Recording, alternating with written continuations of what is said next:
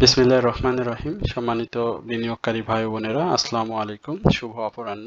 আজ 24শে মে রোজ শনিবার। আজকের ইন্ডেক্স পর্যালোচনা এবং আপনাদের অনুরোধের স্টক নিয়ে সংক্ষিপ্ত পরিসরে আলোচনা করার জন্য হাজির হয়েছি। আশা করি আপনারা সকলেই শারীরিকভাবে সুস্থ আছেন।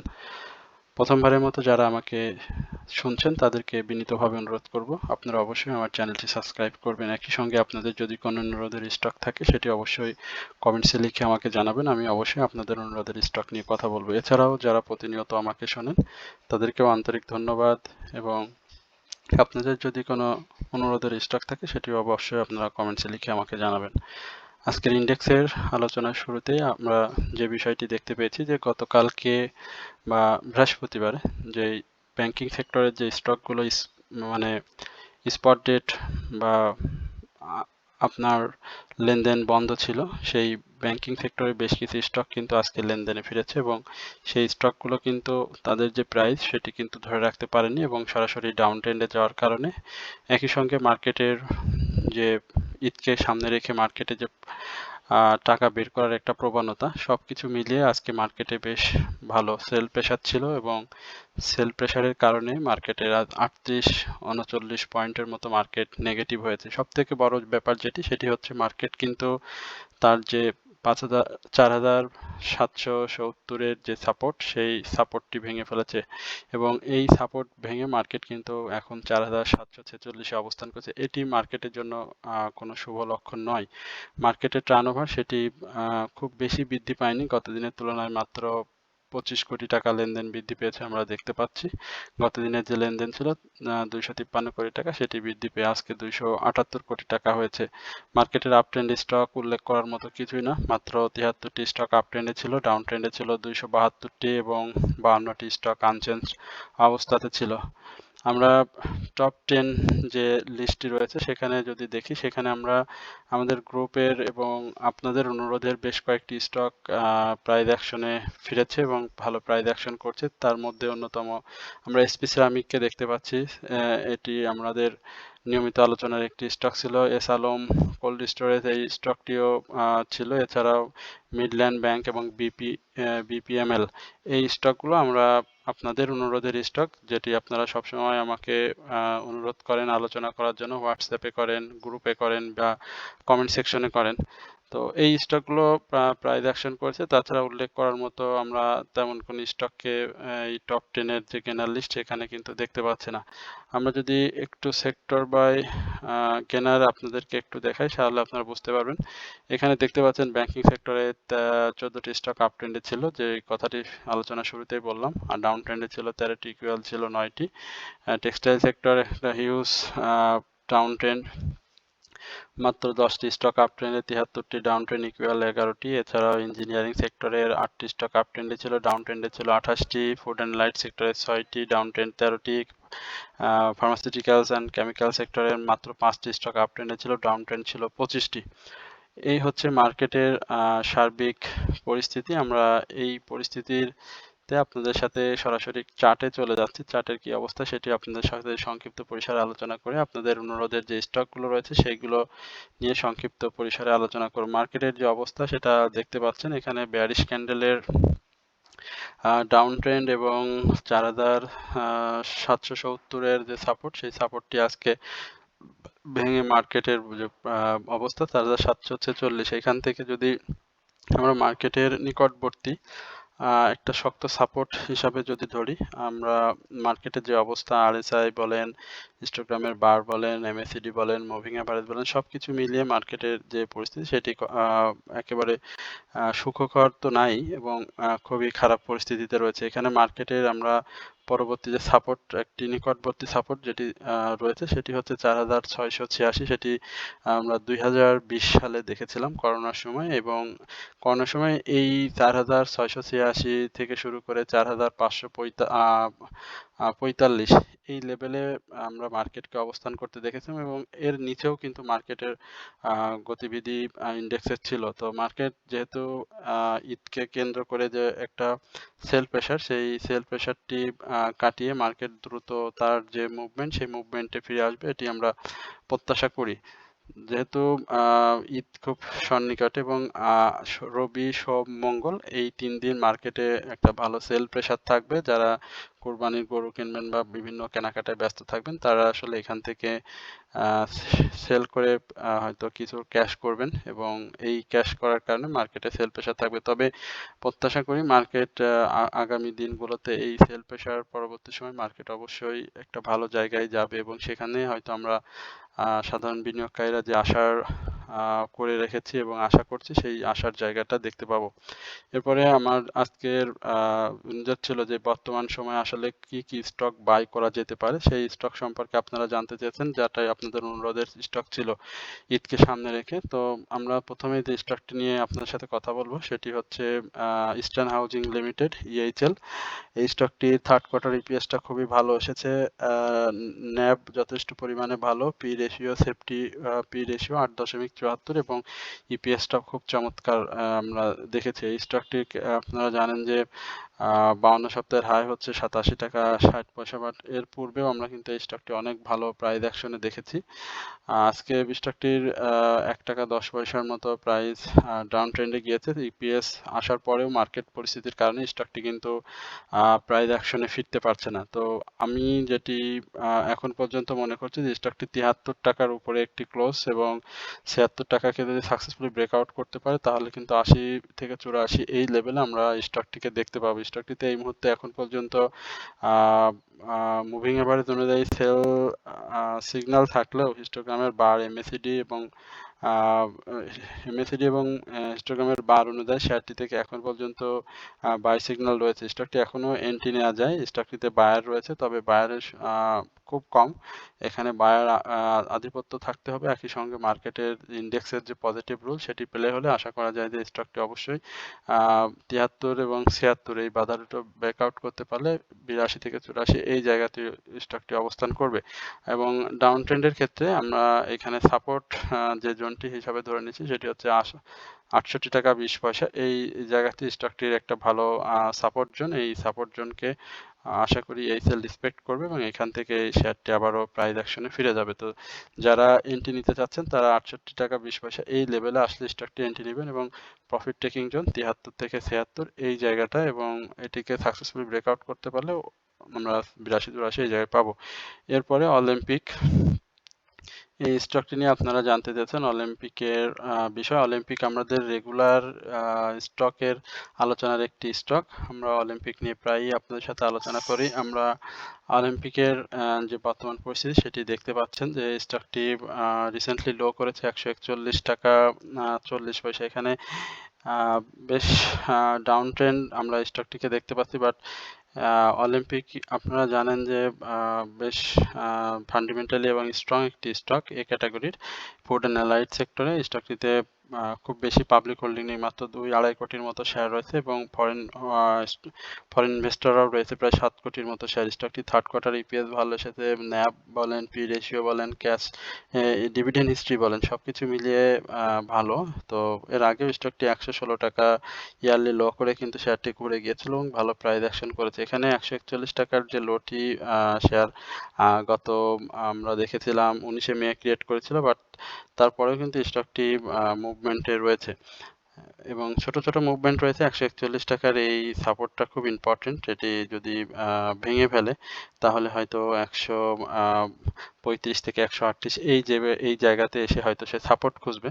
বাট যেহেতু ভলিউম খুবই কম, মার্কেট পরিস্থিতি খুব বেশি একটা ভালো না, আমি সেক্ষেত্রে বলবো যে অবশ্যই স্টকটি অবজার্ভ করে 138 থেকে 139 এই লেভেলে স্টকটি এন্ট্রি নিলে অবশ্যই আপনারা প্রফিট টেক করতে পারবেন। আর স্টকটি যদি দীর্ঘমেয়াদে বিনিয়োগ করতে চান তাহলে আমি বলবো যে অবশ্যই স্টকটি আপনি বিনিয়োগে আসতে পারেন এবং 149 থেকে 148 টাকা থেকে 149-50 এই লেভেলে স্টকটি আপনারা স্বাভাবিকভাবে একটা প্রফিট টেকিং জোন হিসেবে পেয়ে যাবেন। আর এখন পর্যন্ত অলিম্পিকে আমরা বাই সিগন্যাল দেখতে পাচ্ছি, ভলিউম খুবই কম, বায়ারদের আধিপত্য অনেক কমে এসেছে। তো দীর্ঘমেয়াদী আটকে থাকার থেকে আমি বলবো যে যে স্টকগুলো বায়ার রয়েছে বা প্রাইস অ্যাকশনে রয়েছে বা আসার সম্ভাবনা খুব তাড়াতাড়ি, সেই সমস্ত স্টকগুলোতে এন্ট্রি নিলে আপনাদের প্রফিট টেকিং পাশাপাশি দীর্ঘমেয়াদে আটকে থাকার সম্ভাবনাটা থাকবে না। এরপরে বাংলাদেশ শিপিং কর্পোরেশন, বাংলাদেশের একমাত্র স্বায়ত্তশাসিত যে শিপিং কর্পোরেশনটি রয়েছে সেটি আমরা দেখতে পাচ্ছি বেশ ডাউন ট্রেন্ডে রয়েছে। সেকেন্ড থার্ড ইপিএসটা খুব ভালো আসছে, আমরা দেখেছি।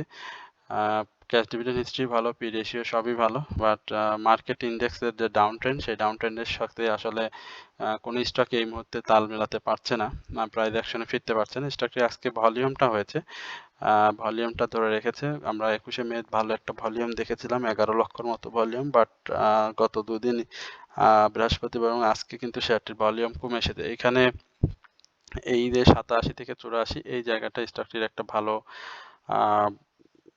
82 84 থেকে 82 থেকে 87 এই জায়গাটা স্টকটির জন্য ভালো একটা কারেকশন লেভেল।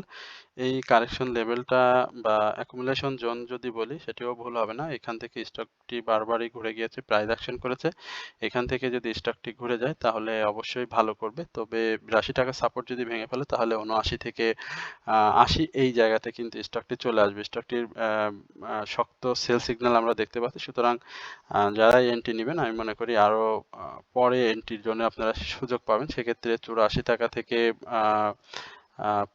82 এই জায়গাটার জন্য আপনাকে অপেক্ষা করতে হবে। আর যদি ভলিউম সব মুভমেন্ট চলে আসে তখন আপনি বেশি দামে এন্ট্রি নিলেও কিন্তু শেয়ারটির তখন আপনার দীর্ঘমেয়াদে থাকতে হবে না। এরপরে ডরিন পাওয়ার, এই স্টকটি নিয়ে আপনারা আমার কাছে জানতে চাচ্ছেন। আমরা ফুয়েল অ্যান্ড পাওয়ার সেক্টরে এই স্টকটি বলি।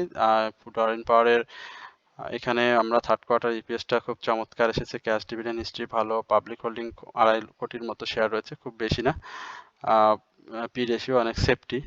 এইখানে আমরা যদি একটা সাপোর্ট শক্ত একটা সাপোর্ট জোন বলি তাহলে 22 টাকা 80 পয়সা এই জায়গাটা স্টকটির জন্য ভালো একটা সেফ অ্যান্ড সাউন্ড নিরাপদ এন্ট্রি জোন হবে। এই জায়গায় যদি আপনারা এন্ট্রি নিতে পারেন তাহলে স্টকটি ভালো দ্রুত একটা প্রফিট টেকিং এর সুযোগ পেয়ে যাবেন মার্কেটে মুভমেন্ট আসলে, এবং 25 টাকা 10 পয়সা থেকে 26 টাকার যে ব্যারিয়ারটি রয়েছে এটাকে যদি সাকসেসফুলি ব্রেকআউট করতে পারে তাহলে স্টকটি আবারও 28 টাকা 80 পয়সা যে নিকটবর্তী প্রাইস অ্যাকশনটি করেছিল, যেখানে আমরা দেখেছিলাম 20 টাকা 30 পয়সা লো থেকে, তো সেইখানে আবারও স্টকটি ফিরে যাবে। সুতরাং যাদের কাছে রয়েছে অবশ্যই ধৈর্য ধরতে হবে, এবং যারা এন্ট্রি জোন হিসেবে নিতে চাচ্ছেন তারা শেয়ারটিতে বাই করতে পারেন, তবে অবশ্যই শেয়ারটির মুভমেন্টটা বুঝে আপনারা শেয়ারটি বাই করবেন। এবার ডিএসএসএল টেক্সটাইল সেক্টরের এই স্টকটি নিয়ে অনেক জানার আগ্রহ। এটি আজকে 20 পয়সা ডাউন ট্রেন্ড হয়েছে, ছোট স্টক।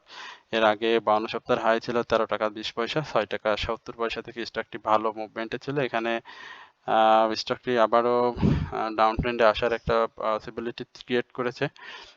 8 টাকা 80 পয়সা থেকে 8 টাকা 50 পয়সা এই জায়গাতে স্টকটির একটা ভালো সাপোর্ট রয়েছে। সাপোর্টটা যদি রেসপেক্ট করে আলহামদুলিল্লাহ, আর যদি না করে তাহলে স্টকটি 8 টাকা এই লেভেলে যাওয়ার সম্ভাবনা রয়েছে। স্টকটিতে এখন পর্যন্ত বাই সিগন্যাল রয়েছে, বাট ভলিউম খুবই কম। বায়ারদের আধিপত্য স্টকটিতে নেই। টেক্সটাইল সেক্টরের মুভমেন্টে ছোট ছোট স্টক আমরা মুভমেন্টে পাচ্ছি না, তো এই মুভমেন্টটা যখনই ফিরে আসবে ইন্ডেক্স পজিটিভ রোল প্লে করলে অবশ্যই ড্রাগন সোয়েটার এই স্টকটি ভালো করবে। যাদের কাছে রয়েছে আমি বলবো যে অপেক্ষা করার এই মুহূর্তে বিকল্প নেই। এরপরে আইসিবি, এই স্টকটি নিয়ে আমার অবজারভেশন হচ্ছে এটি যে আমরা আইসিবির চেয়ারম্যানকে পদত্যাগের একটি নিউজ আপনাদের বিভিন্ন মাধ্যমে আপনারা শুনতে পেয়েছেন। তো আইসিবির চেয়ারম্যান পদত্যাগ করবে কিনা আবু, তো আবু যদি পদত্যাগ করে তাহলে investment corporation of Bangladesh financial ইনস্টিটিউশনের আইসিবির কি হবে সেটা আমাদের চিন্তা করার কিছু না। আমরা আইসিবি চাই যে আইসিবি শেয়ার বাজার যেভাবে আছে তো আইসি সেভাবেই বিনিয়োগ করুক এবং বাজারটাকে আরো ভালো শক্ত অবস্থানে নিয়ে যাক। আইসিবির ক্ষেত্রে আমি মনে করি যে অবশ্যই 44 টাকা 60 পয়সা থেকে 45 টাকা এই জায়গাতে একটা ক্লোজ লাগবে, ভলিউম দরকার। থার্ড কোয়ার্টার ইপিএসটা ভালো আসেনি, ক্যাশ ডিভিডেন্ড হিস্ট্রিও খুব ভালো না, আপনারা জানেন পি রেশিও ইপিএস সবকিছু নেগেটিভ। এখানে সময় দেওয়া ছাড়া আইসিবির আসলে কোনো কিছু করার নেই, এবং একই সঙ্গে এটি অনেক ঋণে জর্জরিত একটি প্রতিষ্ঠান আপনারা জানেন। এখন দেখতে হবে তারা আসলে মুভমেন্টে কতদিন নাগাদ আসে। বায়ারদের আধিপত্য একেবারে নেই, বায়ার খুবই কম স্টকটিতে, যেহেতু পাবলিক হোল্ডিং রয়েছে প্রায় 2 কোটির মতো শেয়ার। একই সঙ্গে সেল সিগন্যাল রয়েছে, হিস্টোগ্রামের বার এমএসিডি মুভিং অ্যাভারেজে। আশা করি আমরা যদি এই ফিনান্সিয়াল ইনস্টিটিউশনের মুভমেন্টে ফিরতে পারে, বা ফিনান্সিয়াল ইনস্টিটিউশন যদি মুভমেন্টে চলে আসে তাহলে আইসিবি এই জায়গাতে থাকবে। এরপরে অ্যাডভেন্ট ফার্মা 3 ইনসাইডের ডাউন ট্রেন্ড ক্রিয়েট করেছে। এখানে অবশ্যই 13 টাকা 80 পয়সার উপরে একটা ক্লোজ দিতে হবে। বাই সিগন্যাল রয়েছে, বায়ারের খুব বেশি অ্যাক্টিভিটি আমরা এখানে দেখতে পাচ্ছি না। অ্যাডভেন্ট ফার্মাসিউটিক্যাল সেক্টরের খুব বেশি প্রাইস অ্যাকশন নেই, তার একই সঙ্গে স্টকটি জেড ক্যাটাগরি, সুতরাং 13 টাকা 80 পয়সার উপরে ক্লোজ দিতে হবে এবং ভলিউমটা ক্যারি করতে হবে। যদি ভলিউমটা ক্যারি করতে পারে তাহলে আমরা স্টকটিকে মুভমেন্টে দেখব, তবে সেক্ষেত্রে অবশ্যই আমরা 14 টাকা 80 পয়সার উপরে শেয়ারটিতে ক্লোজ দেখতে চাই, এবং সেটা যদি করে তাহলে এটি প্রাইস অ্যাকশন কন্টিনিউ করবে। যাদের কাছে রয়েছে অপেক্ষা করতে হবে। একই সঙ্গে ক্যাটাগরিটা খুব ইম্পর্টেন্ট, ক্যাটাগরি বুঝে আমি মনে করি শেয়ারগুলোতে এন্ট্রি নিলে বাই প্রফিট টেক করা সম্ভব। এরপরে মিরাকল ইন্ডাস্ট্রিজ মিসেলেনিয়াস সেক্টরের একটি স্টক, জেড ক্যাটাগরি, কিছুদিন আগেই প্রাইস অ্যাকশন হয়ে গিয়েছে। গত দুদিন ধরে একটা র্যালি করার চেষ্টা করছে, এখানে সাইডওয়েজ মুভমেন্ট দিয়ে রয়েছে, বাট স্টকটির এই মুভমেন্টটা আমার কাছে সাস্টেনেবল মুভমেন্ট মনে হচ্ছে না। 22 টাকা 80 পয়সা এই জায়গাতে স্টকটির ভালো একটা সাপোর্ট জোন, এই সাপোর্ট জোনটাকে যদি রেসপেক্ট করে খুবই ভালো, না হলে ডাউন ট্রেন্ড চলে আসবে। এবং 25 টাকা আমি যদি একটা হ্যান্ডসাম ফিগার ধরি তাহলে 25 টাকার উপরে অবশ্যই স্টকটিকে ক্লোজ দিতে হবে। থার্ড কোয়ার্টার ইপিএসটা ভালো আসেনি, এখানে যেহেতু পাবলিক হোল্ডিং রয়েছে প্রায় 2,30,00,000 মতো মিরাকলে। তবে মিসেলেনিয়াস সেক্টরের বিষয় যেটি বলতে হয়, এই সেক্টরগুলোর বেশ কিছু স্টক রয়েছে যারা বিভিন্ন সময়ে ছোট ছোটভাবে কিন্তু ভালো প্রাইস অ্যাকশন করে। সিনো বাংলার কথা না বললে নয়, বিএসসির কথা না বললে নয়, বেশ কিছু স্টক রয়েছে, আমরা সেইগুলো স্পেসিফিক না বলি, আপনারা সেক্টর গেলেই দেখতে পাবেন। তো এখানে এই মিরাকল ইন্ডাস্ট্রিজের প্রাইস অ্যাকশনের কিন্তু সক্ষমতা রয়েছে, তা ভলিউমটা গেইন করতে হবে। মার্কেটের পজিটিভ মুভমেন্ট আসলে অবশ্যই স্টকগুলো ভালো করবে। তবে জেড ক্যাটাগরি যেহেতু স্টক, সেক্ষেত্রে ইন্ডেক্স এই স্টকগুলোতে এন্ট্রি নেওয়ার ক্ষেত্রে অধিকতা সাবধানতা অবলম্বন করবেন। আর এর থেকে বেশি কিছু আসলে মিরাকল নিয়ে বলার কিছু নেই। সময় মার্কেট পরিস্থিতি ভালো হলে অবশ্যই স্টকগুলো ভালো করবে। এরপরে বেশ কিছু স্টক রয়েছে, এর মধ্যে আমরা একটু সংক্ষিপ্ত পরিসরে রূপালী লাইফ সেক্টরের স্টকটি নিয়ে আপনারা জানতে চাচ্ছেন, আমরা কি অবস্থায় আছে দেখি। লাইফ সেক্টরের খুব সুন্দর একটা প্যাটার্ন দেখতে পাচ্ছি রূপালী লাইফের। আজকেও 2 টাকা 40 পয়সা প্রাইস অ্যাকশন হয়েছে, গত দিনের উপরে ক্লোজ দিয়েছে। রূপালী লাইফের বলি যে 68 টাকা 90 পয়সা থেকে ঘুরে গিয়েছে। এখান থেকে আমরা রূপালী লাইফ নিয়ে বারবারই আপনাদেরকে বলেছিলাম, আমার যারা পূর্বে যে আলোচনা যারা শুনেছেন তারা বিষয়টি অবশ্যই দেখেছেন। রূপালী লাইফ এইখানে আরএসআই এখন অনেক বাড়ার জায়গা রয়েছে, অনেক ভালো মুভমেন্টে রয়েছে। 81 টাকা 80 পয়সা বা 82 টাকা এই জায়গাতে আমরা রূপালী লাইফকে দেখতে পাবো। প্রত্যাশা করছি যেহেতু মুভমেন্টটা ধরে রেখেছে, ভলিউমটা গ্র্যাজুয়ালি আপ ট্রেন্ডে যাওয়ার চেষ্টা করছে, বাই সিগন্যালে চলে এসেছে। আর রূপালী লাইফের অনেক কারেকশনও হয়েছে, আপনারা জানেন 2 সপ্তাহের হাই ছিল 210 টাকা 52 সপ্তাহের, সেই হাই থেকে 68 টাকা 69 টাকা ইভেন 63 টাকা আমরা 63 টাকা ইয়ারলি লো হতে দেখেছি। আশা করি স্টকটি ভালো করবে, যাদের কাছে রয়েছে অবশ্যই প্রফিট টেক করে নেবেন। 80 টাকা এই লেভেলে, 81 টাকার। একই সঙ্গে আমরা স্টকটিকে বাধা দেখব 78 টাকা 79 টাকা এই জায়গাগুলোতে স্টকটি কিন্তু বাধা প্রাপ্ত হবে। যদি এই বাধাকে যদি সাকসেসফুল ব্রেকআউট না করে তাহলে যারা 63 ছেষট্টি বা 67 এই জায়গাতে বাই করেছেন অবশ্যই প্রফিট টেক করে নেবেন। এরপরে সোনালী পেপার সোনালী পেপার নিয়ে একটু কথা বলি। আমরা দেখতে পাচ্ছি সোনালী পেপার ইনসাইডার এখানে সোনালী পেপারের একটা সাইডের মুভমেন্ট থেকে আবারও ডাউন ট্রেন্ডে চলে এসেছে। সোনালী পেপারের 134 টাকা বর্তমান প্রাইস। এই স্টকগুলো আসলে 400-500 টাকার ছিল, মানে কি পরিমাণের কারেকশন হয়েছে সেটি বলার অপেক্ষা রাখে না। থার্ড কোয়ার্টার ইপিএস ভালো এসেছে, ক্যাশ ডিভিডেন্ড ভালো ছিল, পাবলিক হোল্ডিংও খুব কম, লো পেড স্টক সম্পর্কে একটা ন্যাব তো অসাধারণ, ন্যাব পি রেশিও বলি, এখানে একটা কথা না বললেই না। ছোট স্টকগুলো যাদের রয়েছে, সরি লোপেড যে স্টকগুলো যাদের রয়েছে তাদেরকে একটু বলি, এই মুহূর্তে বাজারে লোপেড স্টকের মুভমেন্ট আসার জোর একটা সম্ভাবনা রয়েছে। স্টকগুলোতেও আপনারা একটু দেখবেন যে কোনো মুহূর্তে হয়তো মুভমেন্ট চলে আসবে। এখানে 131 টাকা থেকে 132 টাকা একটা ভালো সাপোর্ট রয়েছে। এই সাপোর্টটাকে রেসপেক্ট করে অবশ্যই স্টকটি ভালো করে ভলিউম গেইন করা খুবই জরুরি। এখন পর্যন্ত স্টকটির সেল সিগন্যাল রয়েছে। তো এই হচ্ছে মূলত আর প্রাইস ট্রেকিং বা প্রফিট ট্রেকিং জোন হিসেবে বলবো 149 টাকা থেকে 150 টাকা এই জায়গাতেই স্টকটি ভালো একটা প্রফিট টেকিং জোন হিসাবে থাকবে। তো যাদের কাছে রয়েছে অবশ্যই আপনারা শেয়ারটিতে হোল্ড করতে পারেন। এখনো আমি বলবো যে স্টকটি এভারেজ করার মতো সময় আসেনি, যেহেতু মার্কেট পরিস্থিতি খুব বেশি একটা ভালো না, এবং ভালো না বলতে খুবই খারাপ।